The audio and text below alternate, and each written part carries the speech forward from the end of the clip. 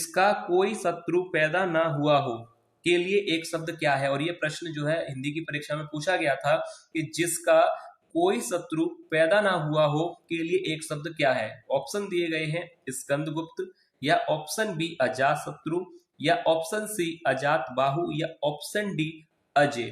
तो देखिए, जिसका कोई शत्रु पैदा ना हुआ हो के लिए एक शब्द क्या होगा। तो इन चारों में से जो राइट आंसर है वो है ऑप्शन बी। याद रखिएगा, अजात शत्रु। जिसका कोई शत्रु पैदा ना हुआ हो या जिसका कोई शत्रु ना हो उसके लिए एक शब्द कहा जाता है अजात शत्रु। याद रखिएगा, ऑप्शन बी यहाँ पर राइट आंसर होगा। और ये प्रश्न जो है हिंदी की परीक्षा में आया था, तो याद कर लीजिए, जिसका कोई शत्रु पैदा ना हुआ हो उसको कहा जाता है अजात शत्रु। अब इसके बाद अगला प्रश्न देखिए पूछा गया था परीक्षा में।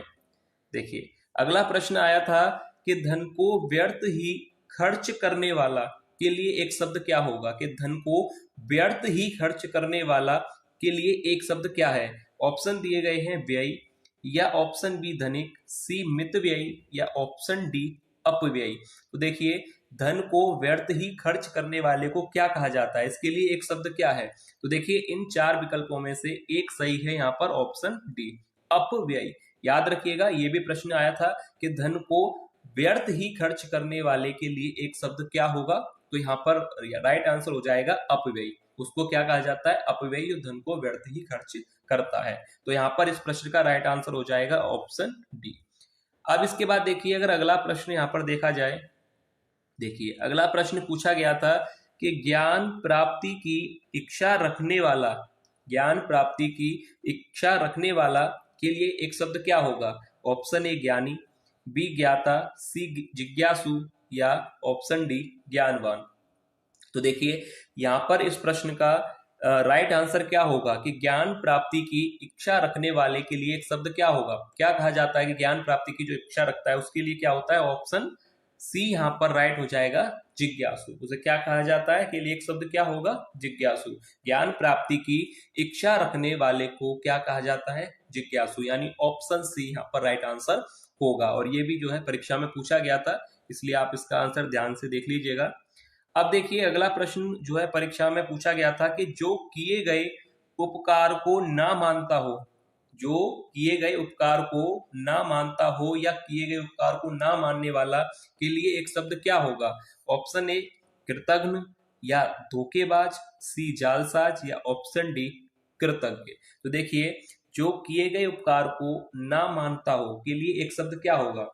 कि अगर कोई भी उपकार को ना माने उसके लिए एक शब्द क्या कहा जाता है। ऑप्शन ए यहाँ पर बिल्कुल सही आंसर हो जाएगा कृतज्ञ। याद रखिएगा, जो किए गए उपकार को ना मानता हो के लिए एक शब्द क्या होगा, कृतज्ञ। कृतज्ञ कौन होता है, जो उपकार को ना माने। यानी ऑप्शन ए बिल्कुल सही आंसर हो जाएगा।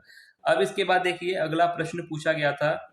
देखिए अगला प्रश्न पूछा गया था कि जो इंद्रियों से परे हो एक शब्द क्या है। जो इंद्रियों से परे हो, अगणित, या जितेंद्रिय, अगोचर, या अगम्य। तो इन चारों में से राइट आंसर क्या होगा कि जो इंद्रियों से परे हो के लिए एक शब्द क्या होगा। ऑप्शन सी अगोचर। याद रखिए, ऑप्शन सी यहाँ पर राइट हो जाएगा। अब इसके बाद देखिए अगला प्रश्न है। देखिए अगला प्रश्न है कि जो किसी से कुछ ना मांगे एक शब्द है। जो किसी से कुछ ना मांगे के लिए एक शब्द क्या होगा। याचक, अजाची, या अयच, या अयाचक। तो देखिए यहाँ पर राइट आंसर क्या होगा कि जो किसी से कुछ ना मांगे के लिए एक शब्द क्या होगा। उसको याचक कहेंगे, या अजाची कहेंगे, या ऑप्शन सी अयच कहेंगे, या ऑप्शन डी अयाचक कहेंगे। तो देखिए यहाँ पर राइट आंसर हो जाएगा कि जो किसी से कुछ ना मांगे के लिए एक शब्द हो जाएगा अजाची। ठीक है, याद रखिए, ऑप्शन बी यहाँ पर राइट आंसर हो जाएगा कि जो किसी से कुछ ना मांगे। अब इसके बाद देखिए, अगर अगला प्रश्न देखा जाए, ये भी प्रश्न आया था। जिसके पास कुछ भी ना हो एक शब्द है। जिसके पास कुछ भी ना हो के लिए एक शब्द क्या होगा। दरिद्र, या सन्यासी, भिखारी, या अंकिचन। तो देखिए, जिसके पास कुछ भी ना हो के लिए एक शब्द क्या है। दरिद्र कहेंगे, या सन्यासी, भिखारी, या अंकिचन। तो देखिए, इस प्रश्न का जो राइट आंसर है ऑप्शन डी अंकिचन। क्योंकि अंकिचन किसको कहा जाता है कि जिसके पास कुछ ना हो या जो जो है निर्धन हो। तो यहाँ पर ऑप्शन डी बिल्कुल सही आंसर हो जाएगा, अंकिचन। जिसके पास कुछ भी ना हो उसे कहा जाता है अंकिचन। अब इसके बाद देखिए अगला प्रश्न यहाँ पर पूछा गया था। देखिए अगला प्रश्न है कि सुख तथा दुख में समान रहने वाला, सुख तथा दुख में समान रहने वाला समदर्शी कहलाता है या निर्लिप्त या निर्मित या मनस्वी। तो देखिए सुख तथा दुख में समान रहने वाला क्या कहलाता है, तो इस प्रश्न का आंसर आप लोग बताइएगा कमेंट करके कि सुख तथा दुख में समान रहने वाले के लिए एक शब्द क्या होगा, यानी उसे समदर्शी कहा जाएगा या निर्लिप्त कहा जाएगा, निर्मित कहा जाएगा या मनस्वी। तो इस प्रश्न का आंसर आप लोग बताइएगा। ये प्रश्न आप लोगों के लिए है कि समदर्शी होगा या निर्लिप्त या निर्मित या मनस्वी। तो इसका आंसर आप लोग कमेंट करके जरूर बताइएगा।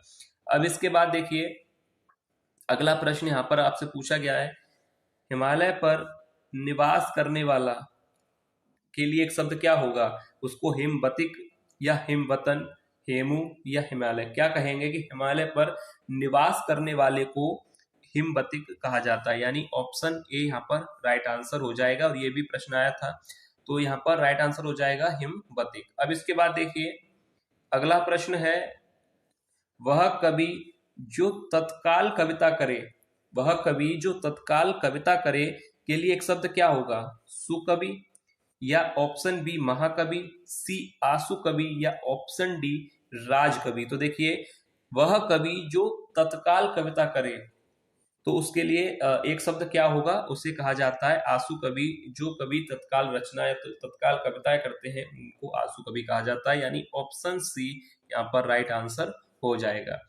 अब इसके बाद देखिए अगला प्रश्न यहाँ पर आपसे पूछा गया है कि जिस पर कोई अंकुश नहीं हो एक शब्द क्या होगा। ये भी प्रश्न जो है काफी अच्छा प्रश्न है कि जिस पर कोई अंकुश नहीं हो के लिए एक शब्द क्या होगा, निरंकुश, किशोर, कुशाग्र या अंशुल। तो देखिए यहाँ पर राइट आंसर क्या हो जाएगा कि जिस पर कोई अंकुश ना हो उसे कहा जाता है निरंकुश, यानी ऑप्शन ए राइट आंसर हो जाएगा निरंकुश, यानी जिस पर कोई अंकुश ना हो उसे निरंकुश कहा जाता है। अब इसके बाद देखिए अगला प्रश्न है कि जिस पर विश्वास किया गया हो, जिस पर विश्वास किया गया हो, ऑप्शन ए है कि विश्वास पात्र, विश्वासी, विश्वसनीय या विश्वस्त।